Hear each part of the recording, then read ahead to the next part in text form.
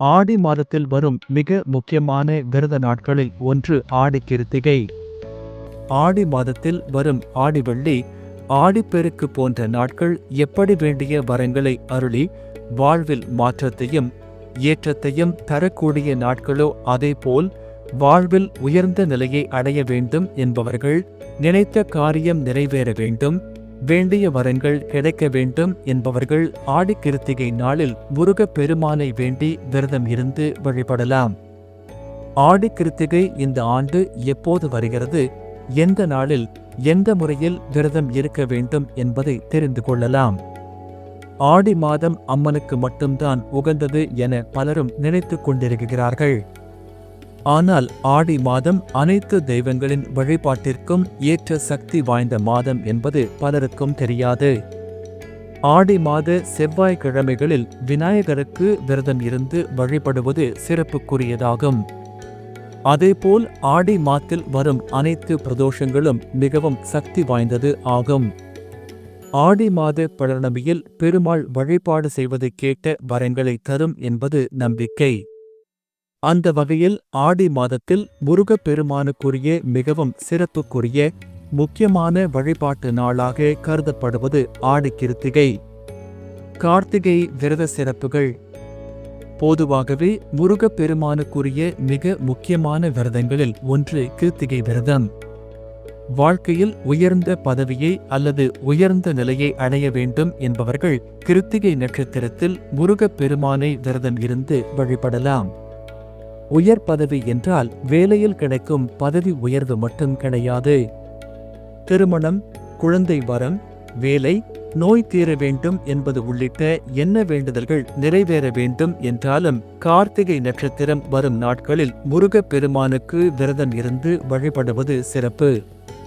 கார்த்திகை நட்சத்திரத்தில் முருகனுக்கு விரதம் இருந்தால் நினைத்தது நடக்கும், வேண்டியது கிடைக்கும் என்பது பக்தர்களின் உறுதியான நம்பிக்கையாக உள்ளது.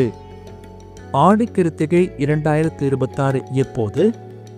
கிருத்திகை நட்சத்திரம் துவக்கம் ஆகஸ்ட் 6 மாலை 6:18. கிருத்திகை நட்சத்திரம் நிறைவு ஆகஸ்ட் 7 மாலை 4:51. கிருத்திகை நட்சத்திரம் ஆகஸ்ட் 6ஆம் தேதி மாலைதான் துவங்குகிறது. இதனால் ஆகஸ்ட் 6, ஆகஸ்ட் 7 இரண்டில் எந்த நாளை ஆடி கிருத்திகையாக எடுத்துக்கொண்டு விரதம் இருப்பது என்ற குழப்பம் பக்தர்களிடம் ஏற்பட்டுள்ளது. பொதுவாக கிருத்திகை விரதம் என்பது பரணி நட்சத்திரத்தில் துவங்கி கிருத்திகை நட்சத்திரத்தில் நிறைவு செய்ய வேண்டும். அந்த விதியின்படி பார்த்தால் ஆகஸ்ட் 6ஆம் தேதி என்றுதான் பரணி, கார்த்திகை 2 நட்சத்திரங்களுமே உள்ளது. அதனால் அந்த நாளில் ஆடி கிருத்திகை விரதம் இருக்கலாம். திருத்தணி உள்ளிட்ட பெரும்பாலான முருகன் கோவில்களில் ஆகஸ்ட் 6ஆம் தேதி தான் ஆடி கிருத்திகை விழா கொண்டாடப்பட உள்ளது. சில கோவில்களில் பூஜை விதிகள் மாறும் என்பதால் சில கோவில்களில் ஆகஸ்ட் 7ஆம் தேதி ஆடி கிருத்திகை விழா கொண்டாடப்படும். உங்களுக்கு அருகில் உள்ள முருகன் கோவிலில் எந்த நாளில் ஆடி கிருத்திகை விழா கொண்டாடப்பட உள்ளது என்பதை விசாரித்து அந்த நாளில் விரதம் இருந்து வழிபடலாம். ஆடி கிருத்திகை விரதம் இருக்கும் முறை. பரணி நட்சத்திரம் அன்று அதிகாலையிலேயே விரதத்தை துவக்கிவிட வேண்டும். முழு நேரமாக உபவாசம் இருப்பவர்கள் இருக்கலாம். அப்படி முடியாதவர்கள் ஒரு வேளை மட்டும் உபவாசமாக இருந்து பகலில் இலை போட்டு முருகனுக்கு படைத்துவிட்டு மாலையில் விரதத்தை நிறைவு செய்து கொள்ளலாம். முடிந்தவர்கள் அருகில் இருக்கும் முருகன் கோவிலுக்கு சென்று வழிபட்டு முருகனுக்கு நடைபெறும் அபிஷேகத்திற்கு பால் வாங்கி கொடுக்கலாம்.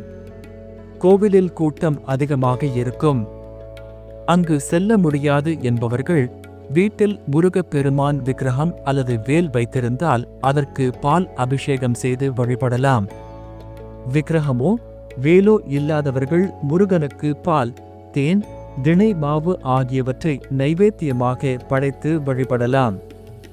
எதுவும் முடியாதவர்கள் வெற்றிலை பாக்கு, வாழைப்பழம் மட்டும் வைத்து வழிபடலாம். என்ன மந்திரம் படிக்க வேண்டும்?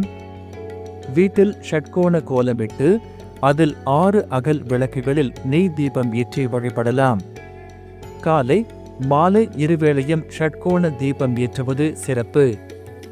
வீட்டில் விளக்கேற்றி வைத்து முருகனுக்குரிய கந்தர் அலங்காரம், கந்தர் அனுபூதி, கந்தர் அந்தாதி, திருப்புகழ் போன்ற ஏதாவது ஒரு பாடலை பாடலாம். ஏதாவது குறிப்பிட்ட வேண்டுதலை முன்வைத்து அந்த வேண்டுதல் நிறைவேற வேண்டும் என்பதற்காக விரதம் இருப்பவர்கள் அவர்களின் வேண்டுதலுக்கு ஏற்ற திருப்புகழை படித்து முருகனை மனதார வழிபடலாம். சிலர் முருகனுக்கு ஏதாவது வேண்டுதல் நிறைவேற்ற வேண்டும் என வேண்டியிருந்தால் அவற்றை இந்த நாளில் நிறைவேற்றுவது சிறப்பானதாகும்.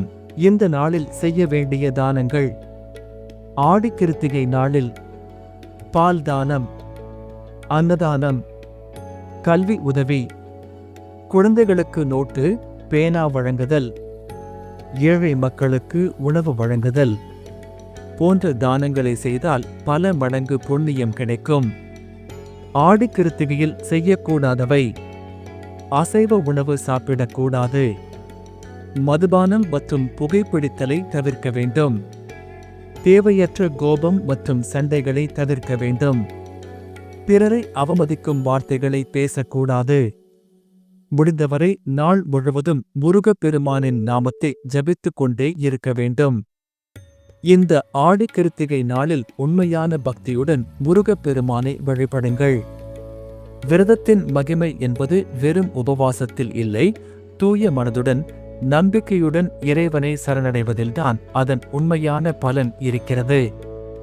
முருகப்பெருமானின் அருளால் உங்கள் குடும்பத்தில் மகிழ்ச்சி பெருகவும், நினைத்த காரியங்கள் அனைத்தும் நிறைவேறவும், ஆரோக்கியம், செல்வம், ஆனந்தம் நிரம்பிய வாழ்க்கை அமையவும் மனமாற வாழ்த்துகிறோம். நன்றி. மீண்டும் ஒரு பயனுள்ள ஆன்மீக பதிவில் சந்திப்போம். வணக்கம்.